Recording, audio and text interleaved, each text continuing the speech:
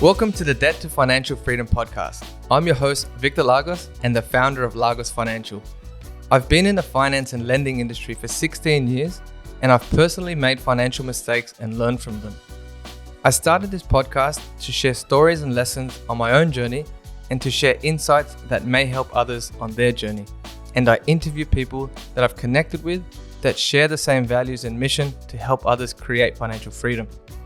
My goal with this podcast is to share raw, honest, transparent, and helpful stories that you can relate to and inspires you to take control of your finances and only have debt that brings you closer to financial freedom. Everything on this podcast is general in nature and for education purposes only. None of your personal objectives, financial situation, or needs has been taken into consideration. I highly recommend you seek personal, financial, legal, taxation, and credit advice before you take any action on what has been heard on this podcast. Welcome to episode 8 of the Debt to Financial Freedom podcast. I am your host, Victor Lagos. I am also the founder of Lagos Financial, a finance brokerage business. Today I've got a special guest. Her name is Sally Irwin. I want to give a bit of an intro. In March 2014, Sally founded the Freedom Hub Survival School that rebuilds the lives of victims, provides long-term support, and a peer support program. In 2016, she opened a business for purpose, which now consists of 2 cafes, an event venue, and an ethical online retail shop to fund the administration of the Survival School. The Freedom Hub businesses is accredited by Social Traders Australia and has won the New South Wales Business Chamber's Social Enterprise of the Year for the region of Sydney. Sally was awarded one of Australia's top 50 business leaders by Inside Small Businesses in 2018, and in September 2022 won the 3rd Sector Award as Social Entrepreneur of the Year. Sally has been an active advocate to end slavery and help victims by sitting on numerous advisory boards and networks. With over 14 years' experience working face-to-face with victims of slavery, Sally and her co-workers are helping survivors of modern slavery rebuild their life to a point where they can be employed, be self-sufficient, and have regained their self-worth. Welcome, Sally. Thank you. It's great to be here. Look, it's a touchy topic because a lot of people don't even know, what modern slavery is. They know, obviously, the term slavery, but I'd like to sort of get a bit of an understanding. So if you can maybe share your story and what helped you, to create the Freedom Hub, and why is it your calling to help end modern slavery in Australia? Well, we could spend the whole half hour on the backstory, really, but I basically started working with this in this area when I was living in Europe with my husband, who was posted to the Australian Embassy in Berlin. And as a diplomatic wife, I wasn't able to work. So I went looking for charity work to do and made this head decision that it was sort of not right that women should be trapped in slavery, and particularly in Berlin it was sex slavery, girls that were being sex trafficked out of Eastern Europe into Western Europe. Being brought in to believe they were going to be hairdressers or working in a bar or whatever. And I just felt that was really wrong. And here's me in this high society, drinking champagne every night, doing all the embassies every night. I just felt that the two worlds were so far apart that I could try and use the wealth or help use the wealth of the situation I was in to try and help fund and help some charities that were working in this area on the streets of Berlin.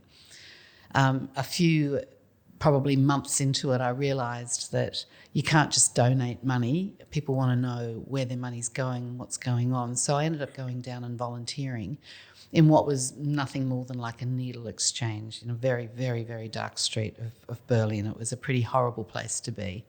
But in that time, while I was sitting in this little needle exchange where women would come in the morning covered in blood and having been abused all night, spending my days helping them get there ready for the next night, changed my life.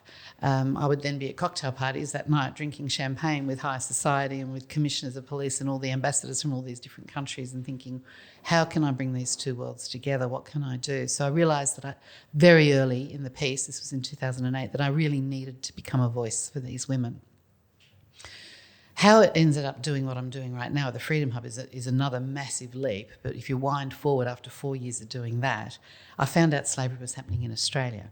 And that just completely changed my world, because I always thought it was a big step for me to think slavery was happening in Europe, because I always thought it was going to be in countries that were very, Asia and South America and Africa and poor, really poor nations, because I thought people really were escaping poverty, looking for work, and ended up in slavery.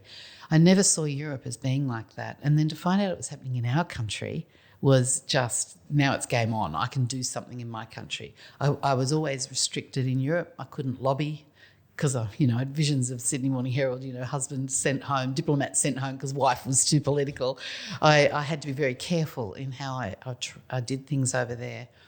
But once I've got back here, I thought, well, now I can be a voice. I can lobby government. I can make changes. And so I really spent a year or two, just over a year, really working out what the gaps were in our country, what slavery looks like here. I'm still a great believer we could be the first country to have no slavery, because the main reasons that drove slavery in Europe that I saw was poverty, but also the organised crime gangs that funded it, the women that were sort of escaping, were being lied to, like all this sort of corruption with the police being involved, and there's a lot of networking happening to make it happen. But in our country, first of all, we're an island, so that we don't have to worry about borders as much. We don't have the massive corruption of police, and we don't have the huge organised crime gangs that are making the profit. It's the second largest profitable business in the world. So we don't have that either. So really, with good collaboration and awareness raising, I think we could be the first country to have no slavery. So that's really what sort of gets me out of bed in the morning, and what started the Freedom Hub. Really, it became, there was no long-term care for people that have been victims of it in this country. So it started as a survivor school to help them get jobs and get back on their feet and recover, and find out that in our country there is human rights and there are award wages, and you do get superannuation and holidays, and you should be treated fairly. So it became educational to start with, and it's grown since then. Now we've become trauma experts, and we've become wellness experts, and we've got a whole methodology of helping a survivor journey through to being fully employed again. Yep. Well, and I like how the Freedom is set up. You mentioned that it's a business for purpose, but is it considered a social enterprise? Okay, so this is really interesting. A year into running the Survivor School, I realised that I'm not naturally a charity type person, as in I didn't like asking for money. So what I wanted to do, being an ex-business procurement specialist, being an ex-business person, I wanted to be able to come up with a way of funding our work as much as possible. I never wanted it to be 100% funded by business, because I still believe that there's a place for people to engage in this issue, and corporates and businesses and people that want to be part of the solution. But I wanted to be enough self-funded to be able to pay salaries and not have the stress of constantly worrying about money, and not worrying about the women that are in my care. So I went down the business path of getting a cafe in Waterloo, and it's beautiful big venue, so it turned into an event space. So we have weddings and bar mitzvahs, and every weekend it's full of events happening, and people use it for corporate dinners and all kinds of things. So that was sort of how it all started. But what we did back in 2014, it was very unique at the time, is instead of becoming a proprietary limited, we kept those businesses as part of the Freedom Hub charity. I actually employed lawyers to research whether it was legal that a charity could run business without becoming a business. So what's happened since is the world has really bloomed in this area, and social enterprises are becoming huge. So it's easier for me to say to people we're a social enterprise than a charity, because people can't understand the business model. But traditionally, a social enterprise was a normal business, like a normal cafe or just a traditional proprietary limited business that gave a percentage of its profits to do good in the world. we're 100%, and we're all internal. We are the social enterprise, giving 100% of our profits to ourselves. But ourselves is our survivors, of which we've got about 107 at the moment. So it was very unique then. It's still pretty unique now. In fact, I was teaching at Sydney Business School 2 weeks ago, and someone put the history of social enterprise in Australia up on, and it started in 2015 with the government saying we need to do more Indigenous purchasing. And I'm like, hang on, can I just teach you people something? Yeah. Back in 2014, and the law firm found one other precedent, only one in Australia, where a charity was selling things. Well, I now know, like Wesley's got a coffee shop. There's a number of charities following us now, but it was really unique back in 2014. Yeah. Wow. So. And that just allows you to keep growing without needing, government contributions and charity contributions. You can rely on the revenue. Yeah, it was a perfect model pre-COVID. Yeah, well, now that things have opened up again, the venue's been booked every week. Yes, it's certainly a lot better. And it is a nice cafe. I've been in there a few times. And I've even set up my laptop there and just worked for a little bit. It's a really good spot. It's what's the street it's on again? Young Street. Young Street. Yeah. Yeah, awesome. And to touch more on the modern slavery piece, because many people don't know what modern slavery is, and I know there's a specific definition. I don't know what that is. You've said it to me a few times, but I can't remember. Are you able to give a bit of an overview of what modern slavery is? And then, of course, if people can detect it, how can they do that, and then possibly how can they report it as well? Yeah, so the term modern day slavery has come about only in the last probably 4 or 5 years as an umbrella term that we all use now. Australia is the first country in the world to define it, modern day slavery, with definitions, and we've got 7 definitions. But it's an umbrella term for those 7 types of slavery. So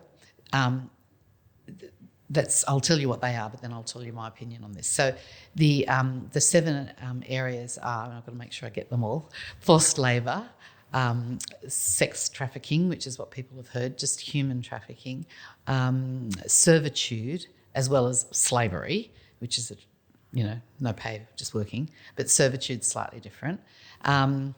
The worst forms of child labour, so not working in your dad's garage or helping your mum's in the shop or restaurant. It's like the worst forms of slavery for child labour. Organ harvesting. Have I got them all? Debt bondage. So they're all independent sort of definitions. And what that does is help us prosecute. It really just helps the lawyers. The reality, though, is that modern day slavery is anything where anybody is using someone else to profit. So using them for free labour or exploitation for profit.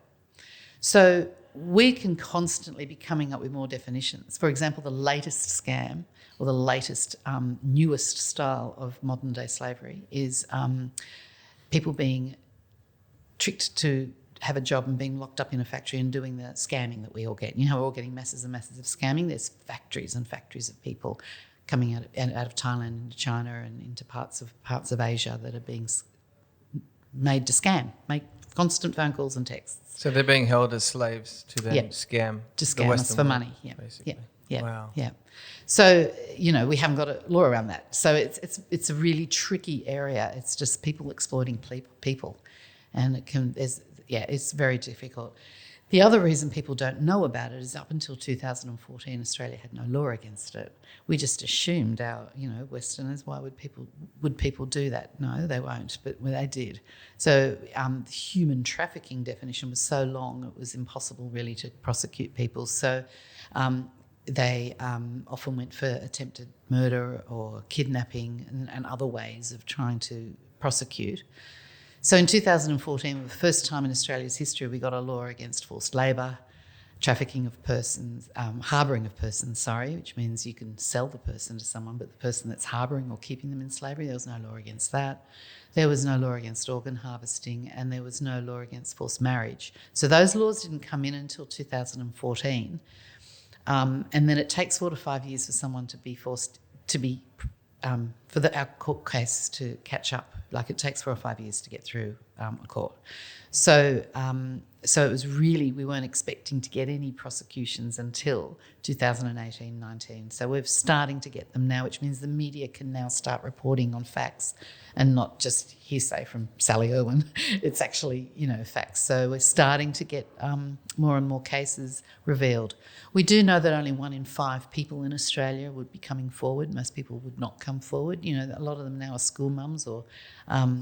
in fact, I was only just reflecting on this the other day when I was in Melbourne speaking to all the brokers, the women in Finshaw down there. 3 women came up to me at the end and said, I've been a victim of slavery myself. One of them, these are suited up investment brokers, that you would never, ever pick it.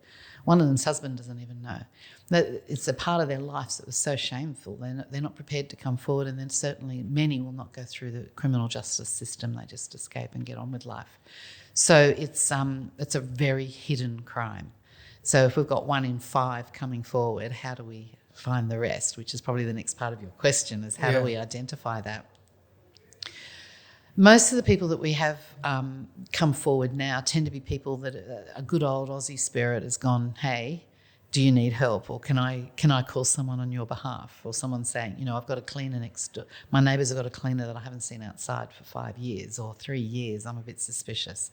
So I think reporting anything that you're suspicious is best, and that is through the federal police. They do the investigative work. They spend 25,000, 30,000 hours tapping phones and emails and things to be sure before they would actually go in and rescue somebody. So that's the official way of doing things, and we would the Freedom Hub, we don't take on investigative work like that. But if someone came to you and said, or passed you a note, or if you're a nurse at the hospital and you're pretty confident this person is asking for help, the Freedom Hub will step in then. But we have to have a direct line to the survivor. We're not going to do something on suspicion. We're not the police. So we need to know that person wants help, and then we can get involved. So we have 3 referral systems. One of them is through the federal police. That the government's response to slavery is that if someone is identified by the federal police as definitely been in slavery, the Red Cross is the paid organisation to help them with their visa and Centrelink and getting the criminal justice system in process. It's a 60-day program called the Support for Trafficked Persons program. But then they're on their own. So this is why we needed the Freedom Hub. We actually can then help them get on with life rather than sit in a refuge and wait for 5 years for their court case. So that's one referral. Another referral pathway for us is we get victims referred to us from social services, community services, nurses. As I said, I do a lot of training in the hospitals, and we do training with midwives and people that are frontline service providers that will suspect someone has got slavery or they've got wounds that have not been looked after, and they're not allowed to speak. The person that's with them is the only person speaking, and there's signs that they can pick up on. Also, since COVID, we're getting a lot of referrals from domestic violence centres now, where a woman before may have, or a man, there is domestic violence for men, but they've been in a situation where they might have got the odd beating or be, coercive controlled, but they could still hold down a job, and they'd keep it a secret themselves, generally, from their peers. What has happened during COVID is that they've been locked in.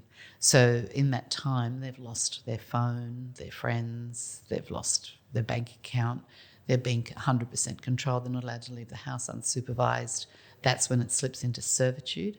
And so that type of slavery now being presented at many domestic violence centres, they don't know how to manage someone with that sort of complex trauma.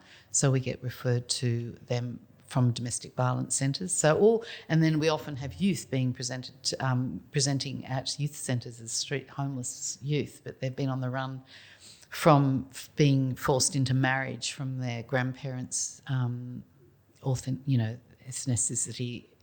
They've got a situation where they're being told they have to marry someone and they run rather than put their family in front of the courts. So they end up homeless. So we're actually getting youth referred to us that way as well. So that's the second way that we receive people, is through community services. And then the final way, which is the one that's growing, is because we're getting more and more known. People say, ring the Freedom Hub, they'll help you. And so we will get direct referrals of people saying to us, can you help me in some way?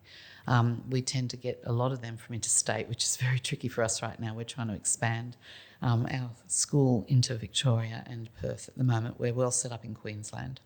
So this is when a victim or a survivor, or to-be survivor, they'll contact the Freedom Hub and say, I'm in trouble and I've been, in servitude, I've been held captive and whatnot. Yeah. So it's not when someone sees or suspects that that's happening to someone they know, they don't contact Freedom Hub for that. They're going to contact AFP.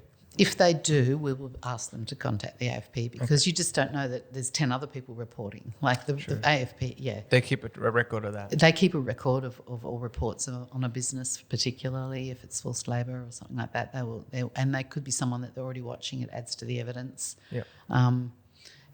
Wow. We just don't have the resources and the time to be. But you are growing, which is good, and being able to help survivors across Australia is really important because some of these people that are put into slavery, they come in through, say, Tasmania or something, right? Mm-hmm. Or they want to work in a farm, and then Yep. We send all our working students and people like that out to the country to do farm work, and no one's checking who's recruiting them, and they won't report because they don't want to get caught up in our criminal justice system because they're on a 2-year working holiday, so they run. Well, it's crazy that this goes on in our backyard. And you mentioned that 5 years approximately it takes to go through the court system and the prosecution.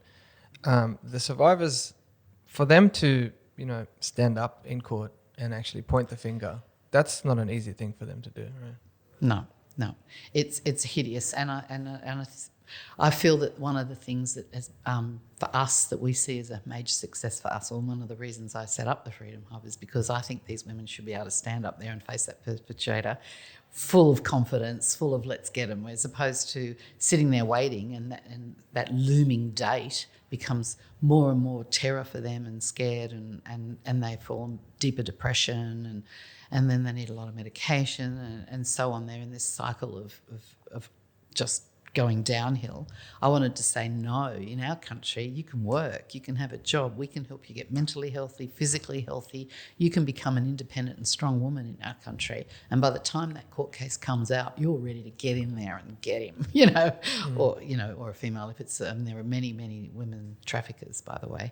So it's facing that perpetrator with strength and confidence that I think is a great sign that they've actually started, that they're on the right road to recovery. Yeah, and going through the time with the survivor school, they learn these skills all over again. Yes. Skills that were taken away from them for a very, very long time. I mean, a simple thing is choice. Yeah.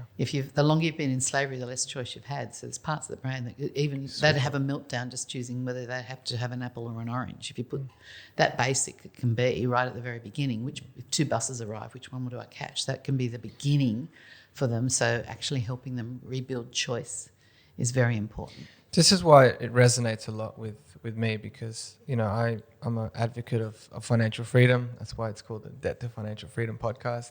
And, many people want to create financial freedom for them and their families and future generations, but they don't realize that the simplest freedom of being able to make a choice, is taken away from a lot of people. Yeah. We don't know what that's like. I mean, if I want to go catch a bus or a train, or if I want to visit a friend, if I want to travel, I can do that. Yep. There's no part of me that tells me I can't. Obviously, there's going to be some financial constraints at certain times, but the part of my brain that says that I can choose it's alive. But for people that have gone through these traumas, it's been taken away from them, and I want to acknowledge you for the work that you do, because you really do help build them back up. Thank you. So they have that, just the freedom that we take for granted every day. Yes. Yeah. So amazing. I think the closest we can relate to it would have been in the very early days of COVID when the whole world was changing. We didn't even know how it was being caught and stuff. I don't know about you, but in business, you rapidly reached a point of what I would call decision fatigue, because you were just all day just trying to fly, and you just get to a point where I can't make another decision. I can't. And that would be the closest I've ever been to myself, where I've just gone, God, imagine living with this every day, just making a basic decision.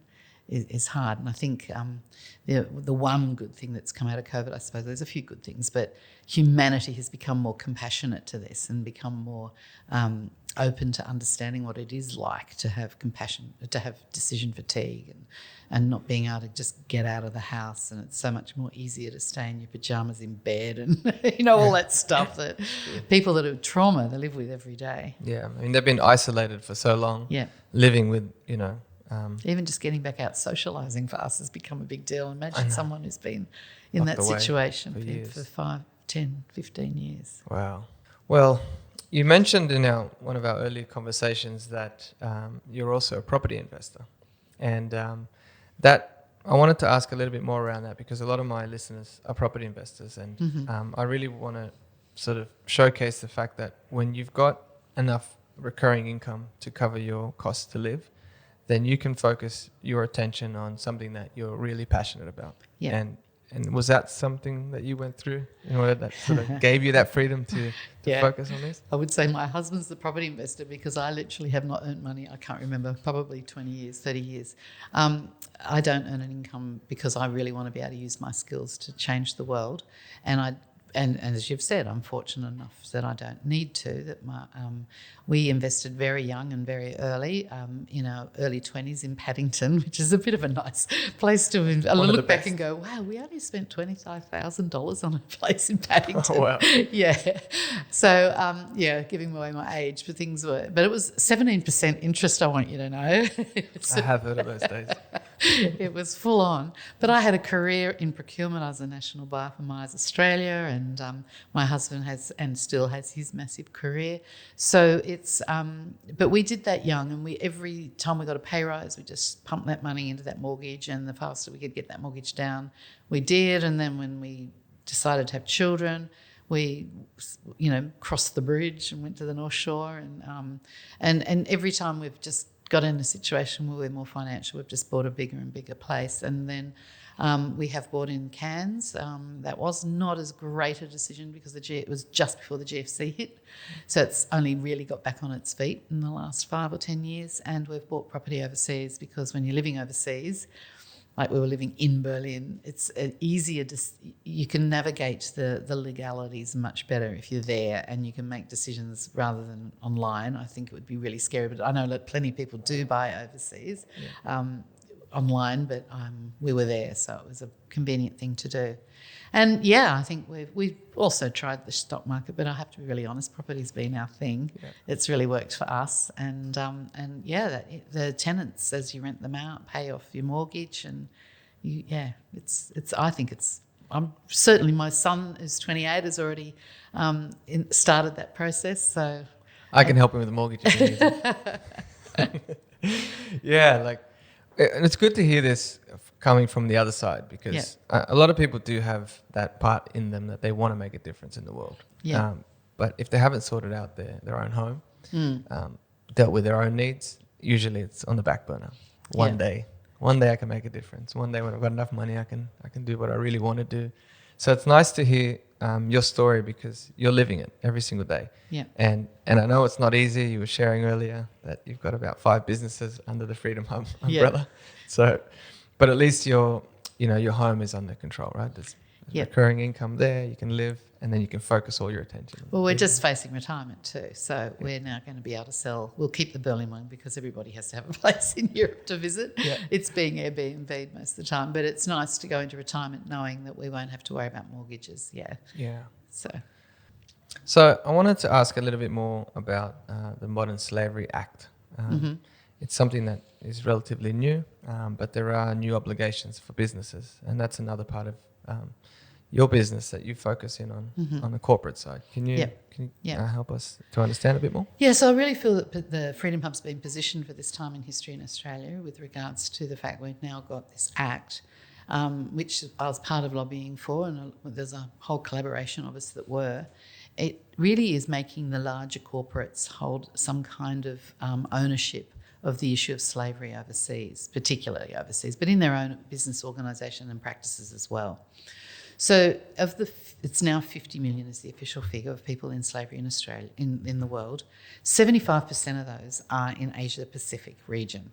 So we're talking about our backyard, our shopping ground for private. We all do, Amazon and Shopify and all that stuff.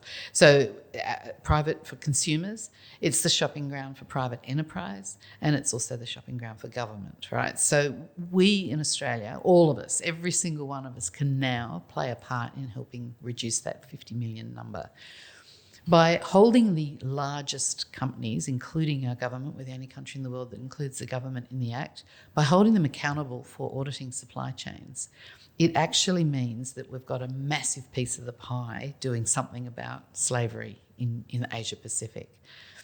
And the actual act is for businesses that have a consolidated revenue of over $100 million, they must submit every year a modern slavery statement that has 7 major mandatory requirements. And supply chain's one of them. Everyone thinks it's the Supply Chain Act and it's all about auditing supplies, but it's not just that. It's also all your HR. It's making sure you've got whistleblower policies in place, making sure factories and people that you work with overseas have got whistleblower, and all your policies to do with HR and survive, and not just worker voice, and systems to make sure that things are being done correctly, people's contracts being written in their own language, little things like that. There's a lot in it, and it's going to make a huge difference. For us in Australia, it makes a huge difference because all these corporates, also part of what they need to do with the Modern Slavery Act is train all their employees, because how do you make sure that the receptionist is running out to buy chocolates for someone that's leaving and using the corporate card? How are we making sure that they're thinking, oh gosh, I better make sure I'm spending company money on something ethical? So it's actually raising awareness, which means the Freedom Hub has now been launched into this beautiful place where we can now work and partner with corporates and major companies to actually help them steer and navigate the world of modern day slavery, which, as you've said, most people don't even know what's happening. So we've got right from helping employees understand that this is happening and it's real, to corporates going, well, gosh, how do we map this? Supply chains particularly are really complicated. You can have 25,000, 35,000 people in the process of, of one product. So it's very difficult to do. So we have, and because I've got my procurement experience, I know how hard work it is. So I think that helps us, the Freedom Hub, work at a level with companies that many other organisations that are stepping into this space can't, because they've got the broad picture and understanding of slavery, but they've never actually, worked with survivors and have lived experience to make sure those policies will work. Which we do, but also the procurement of that I've had, and an understanding of the delicate balance every business has to go through managing their shareholders and profits and people. Yeah. Yeah. Yeah, and the whole implementation within Yes. their complex Yes. structures, right, in their businesses. Yes. And there's different layers of the business, different department heads that you need to talk to, and then Exactly. goes to the team. Yeah. Yeah. Sounds like a big effort. But is that something that you're putting a lot more focus on now? I am personally. I've trying to pull myself out of a lot of the operational side of the businesses. I'm still extremely active within the Survivor School because that's my heart and that's my why. Yeah. And I'm spending a lot more time working with consulting and doing advisory and helping businesses work out how to navigate this, because it's a long-term thing. No, we're not going to solve slavery overnight, and everyone's got slavery in their supply chains and in their value chain regardless. So it's definitely something that I'm spending a lot more time on, because there's going to be a lot of impact can be made to try and end global slavery through this. So, yeah. You mentioned that you're looking for a COO, a Chief Operating Officer. What would that person look like? An ideal person to That'd fit be that me. role? That'd be another version of you. Another version of me.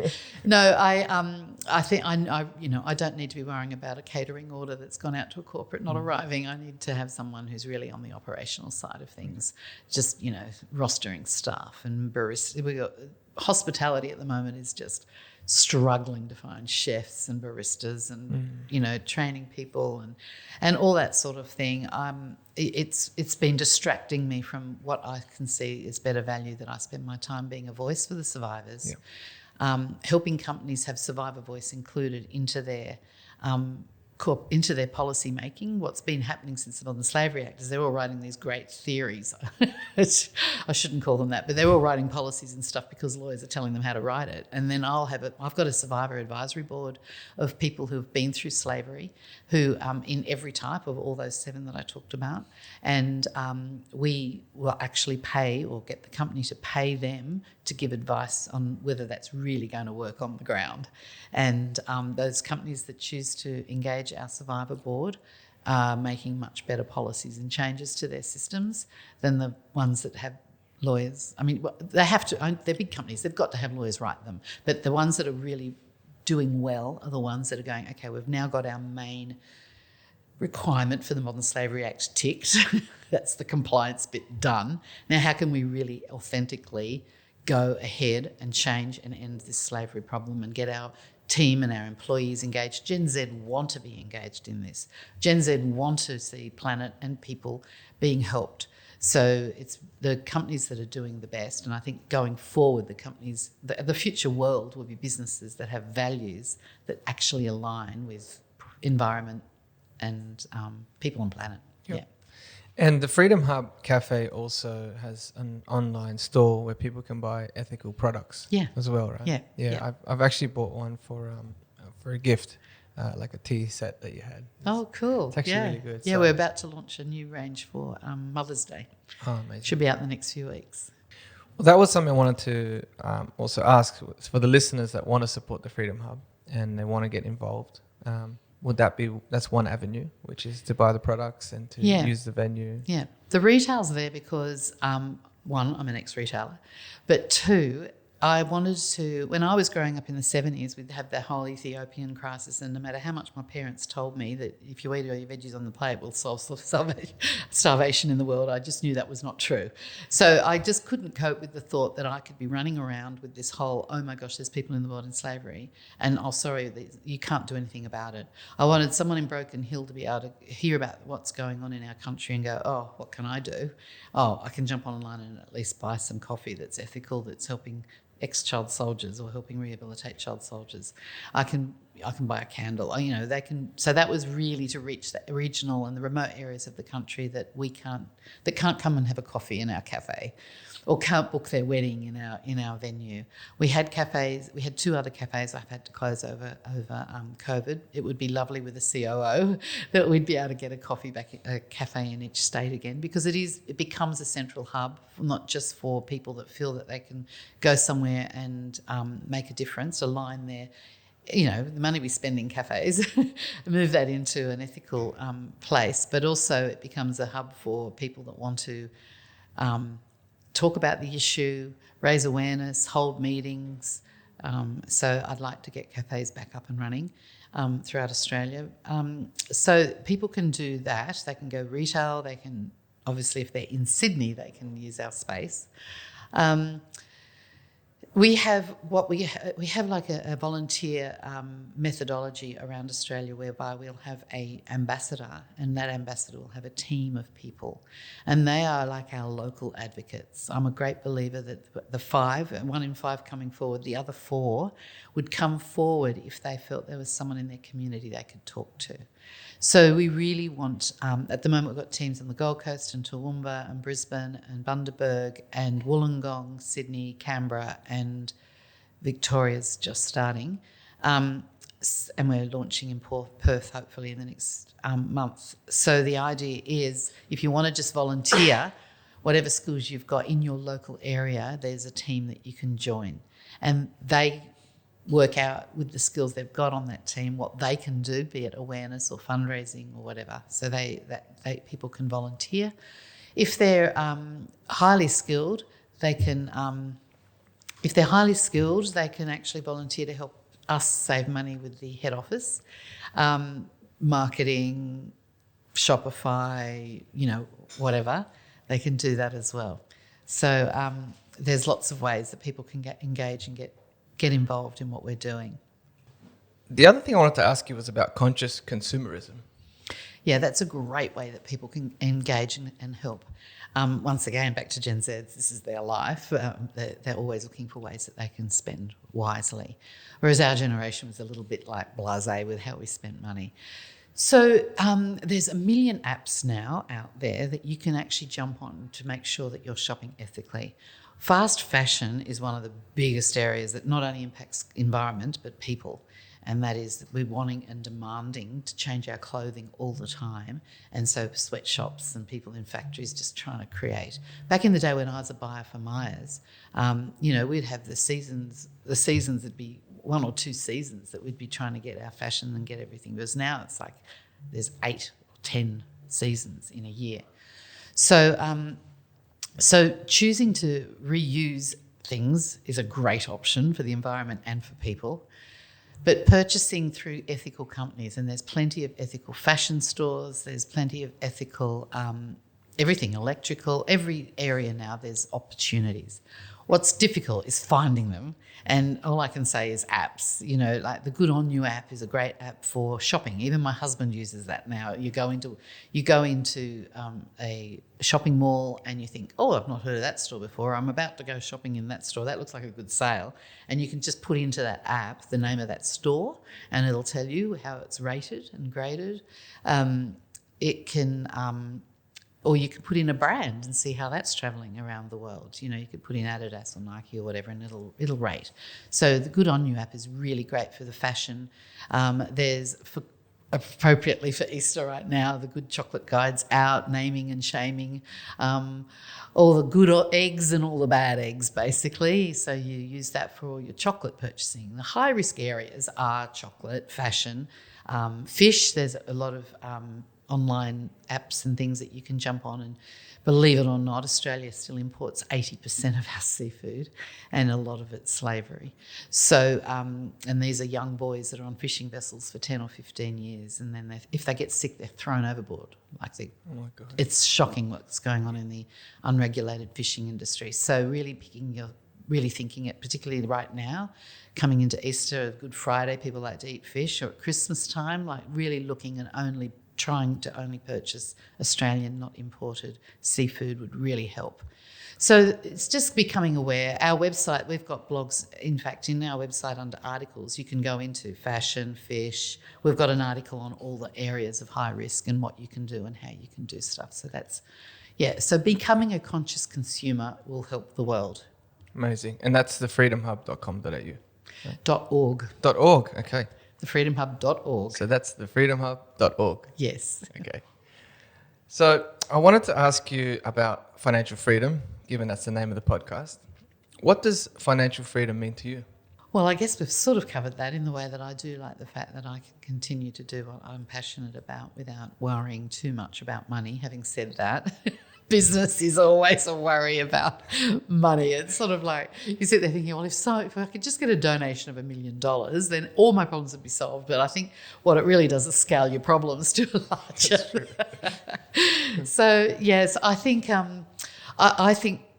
to me, if you've got financial freedom, you should be giving back. Like I think the worst form of life would be to have financial freedom and be spending it on self, like just self-indulgence. It's just, we don't need stuff. We're killing the planet. We're killing people in buying and constantly buying. I think we need to be using our financial freedom to lift, what's that saying, where all the boats rise in the tide. If the tide's up, all the boats rise. If we were actually, those of us that are well off, we need to make sure we're actually helping lift the tide for everybody. So those who have reached financial freedom or have access to a lot of capital that they'd like to, contribute, there is a term that I've only recently started to learn about, which is impact investing. Yes. Do you take on investment for people that are looking to, invest for impact? Yes, absolutely. And what does that actually look like? Do you track how much impact comes from that? Oh, absolutely. Have to. Yes, I think it's really essential. I think impact investing is the answer for charities and for people that are trying to change the world, because we're on the ground and we're actually doing it. and for the company. So it's in the old days, charity was very much just giving out money because it made you feel good. Now it's very much a partnership, or it certainly is with the Freedom Hub. We will partner with an organisation because their employees will last longer, be more engaged, feel that they're making a difference. There's enough research out there now to show that people will change jobs or choose their jobs now based on whether they feel that that company is having an impact in the world. So that's really critical to helping us change the world. And we can actually help them with all their policies and processes and the way that they do things to also ensure that they're not ruining the imprint on humanity or the environment. So impact investing is very rewarding. We also give back to them all direct, the analytics, how many survivors they've helped, how many have been helped with wellness and psychology, and how much they've helped contribute to reducing slavery in Australia or globally, and so on. So it's great. Amazing. I will definitely be doing impact investing as my business grows, and I'll be supporting the Freedom Hub and just help also create more awareness out there. So I wanted to ask how the listeners can connect with you. I know we talked about the website. Is there any other way they can reach you? Yes, just by emailing us. Or on the website, there's a contact form. And in that, you can actually tick for which area that you specifically want to be engaged with us. Whether you just want to get our newsletter, which is great, or you want to watch. Well, we've got YouTube. I'm just starting it, catching up with all you young people. But, if they want to be involved in booking an event or booking our venue, or if they want to be more engaged in corporate, in our ethical business services, and all that's all on the contact form. Amazing. Yeah. And I'm sure people, even if it's not them, I'm sure they know someone else that they can introduce to help the Freedom Hub and the cause. Straight donations always welcome too. That too? Got to say that. Of course. Donations, yes. Anyone listening out there that's got some cash, please. Yes. Please donate. It's definitely a worthy cause. It's in your backyard. It's close to the heart of everyone. What I want to do is just really thank you for coming on today, for sharing your story, for the work that you're doing day in, day out. I would love to, do more, and I will continue to support you the best way that I can. Thank you. So, we'll stay in touch. Looking forward to, doing more in the future. See you next time. Thank you. Bye. Thanks, Sally. Thank you for listening. If you'd like that, please subscribe to our channels and follow us on our socials. And I'll see you on the next episode.